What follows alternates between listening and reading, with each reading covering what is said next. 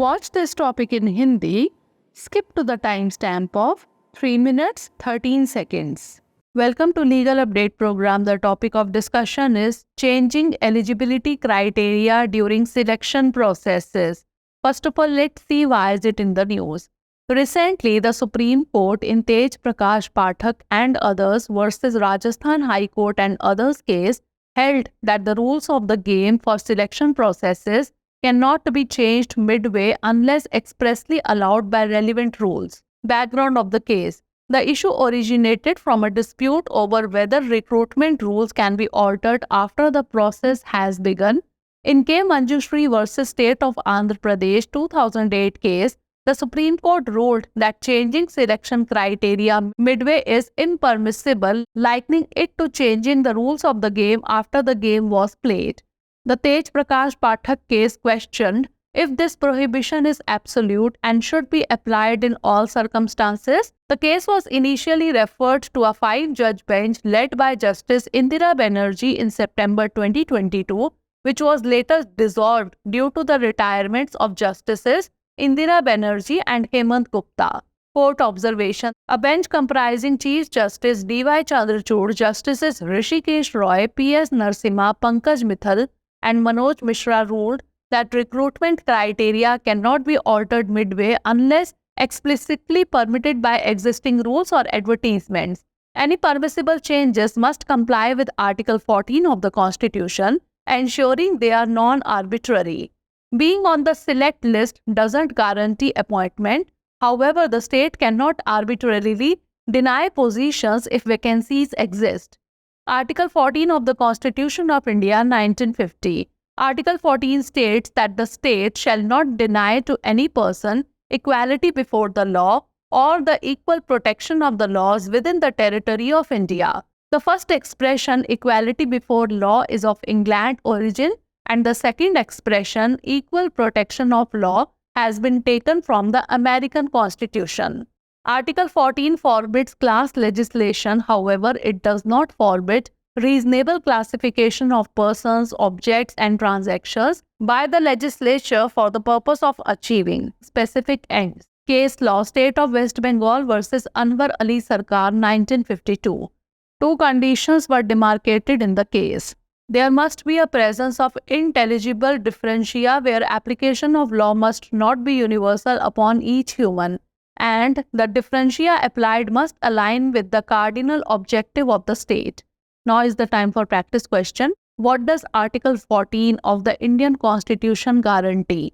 Freedom of speech, equality before the law, right to property, or right to education? Send the answer of this question in the comment section. Thanks for watching.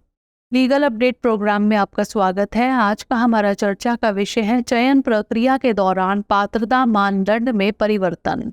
सबसे पहले जान लेते हैं कि यह चर्चा में क्यों है। हाल ही में सर्वोच्च न्यायालय ने तेज प्रकाश पाठक और अन्य बनाम राजस्थान उच्च न्यायालय और अन्य मामले में निर्णय दिया कि चयन प्रक्रियाओं के खेल के नियम बीच में नहीं बदले जा सकते जब तक कि संबंधित नियमों द्वारा स्पष्ट रूप से अनुमति ना दी गई हो। मामले की पृष्ठभूमि जान लेते हैं। यह मुद्दा इस बात पर विवाद से उत्पन्न हुआ कि क्या प्रक्रिया शुरू होने के बाद भर्ती नियमों में बदलाव किया जा सकता है। के मंजूश्री बनाम आंध्र प्रदेश राज्य 2008 मामले में सर्वोच्च न्यायालय ने फैसला सुनाया कि चयन मानदंडों को बीच में बदलना अस्वीकार्य है। इसे खेल खेले जाने के बाद खेल के नियमों को बदलने के समान बताया। तेज प्रकाश पाठक मामले में सवाल उठाया गया कि क्या यह प्रतिबंध पूर्ण है और क्या इसे सभी परिस्थितियों में लागू किया जाना चाहिए। इस मामले को शुरू में सितंबर 2022 में न्यायमूर्ति इंदिरा बनर्जी की अध्यक्षता वाली 5 न्यायाधीशों की पीठ को भेजा गया था, जिसे बाद में न्यायमूर्ति इंदिरा बनर्जी और न्यायमूर्ति हेमंत गुप्ता की सेवानिवृत्ति के कारण भंग कर दिया गया था। न्यायालय की टिप्पणी। मुख्य न्यायाधीश D.Y. चंद्रचूड़, न्यायमूर्ति ऋषिकेश रॉय, न्यायमूर्ति P.S. नरसिम्हा, न्यायमूर्ति पंकज मित्तल और न्यायमूर्ति मनोज मिश्रा की पीठ ने फैसला सुनाया कि भर्ती मानदंडों में तब तक बदलाव नहीं किया जा सकता जब तक कि मौजूदा नियमों या विज्ञापनों द्वारा स्पष्ट रूप से अनुमति ना दी गई हो। किसी भी स्वीकार्य परिवर्तन को संविधान के अनुच्छेद 14 का अनुपालन करना होगा तथा यह सुनिश्चित करना होगा कि वे मनमाने ना हो। चयन सूची में शामिल होने से नियुक्ति की गारंटी नहीं मिलती। हालांकि यदि रिक्तियां मौजूद हो तो राज्य मनमाने ढंग से पदों को देने से इनकार नहीं कर सकता। भारतीय संविधान 1950 का अनुच्छेद 14 में कहा गया है कि राज्य भारत के क्षेत्र में किसी भी व्यक्ति को कानून के समक्ष समानता या कानूनों के समान संरक्षण से वंचित नहीं करेगा।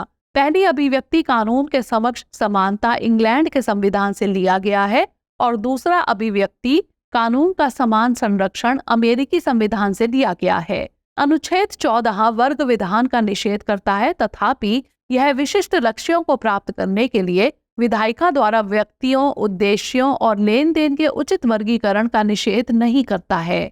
संबंधित केस पश्चिम बंगाल राज्य बनाम अनवर अली सरकार 1952।